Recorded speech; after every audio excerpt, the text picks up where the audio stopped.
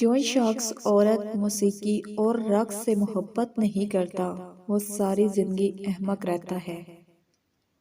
خوبصورت اور حسین عورت صرف 3 چیزوں کی بھوکی ہوتی ہے: دولت، شہرت اور تعریف۔ اگر آپ کسی کی اصل فیلنگز جاننا چاہتے ہو تو اس کے ساتھ دیر رات تک بات کرو، کیونکہ دیر رات تک انسان کا دماغ تھک جاتا ہے تو وہ بولنے سے پہلے زیادہ سوچتا نہیں اور ایمانداری سے جواب دے دیتا ہے۔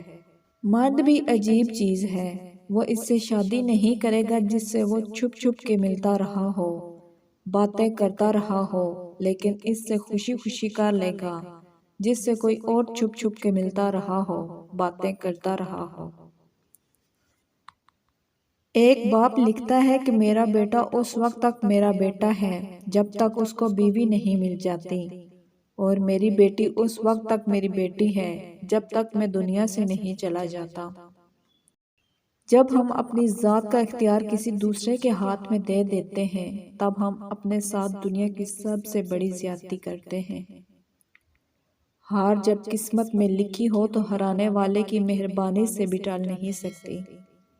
لوگ کہتے ہیں کہ محبت میں بھیک نہیں مانگنی چاہیے، لیکن سچ پتہ ہے کیا ہے؟ محبت کی بھیک بھی قسمت والوں کو ملتی ہے۔ یہ جو غربت میں اداسی کا سبب ہے، مت پوچھ، مجھ سے چھوٹا بھی مجھ کو 4 سنا جاتا ہے۔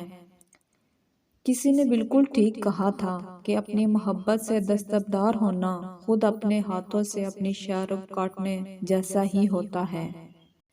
بہترین ہم سفر کی بہترین خاصیت یہ ہے کہ وہ آپ سے اختلافات اور ناراضگی کے باوجود بھی آپ کا خیال رکھنا اور فکر کرنا نہیں چھوڑتا۔ جو کنویں سے یوسف کو مصر کے تخت پر بٹھا سکتا ہے وہ رب تمہارے غموں کو خوشیوں میں بدل بھی سکتا ہے، یقین رکھو۔ عورت اس مرد پر ایک پل میں فدا ہو جاتی ہے جو مرد عورت کے کمزور لمحات کا ساتھی ہو، یعنی جب عورت کسی غم یا درد میں مبتلا ہو تو جس مرد نے اس کا ساتھ دیا ہو۔ کسی کے ساتھ محبت نبھانے کے لیے محبت ضروری ہوتی ہے، ریلیشن شپ ہونا ضروری نہیں ہوتا۔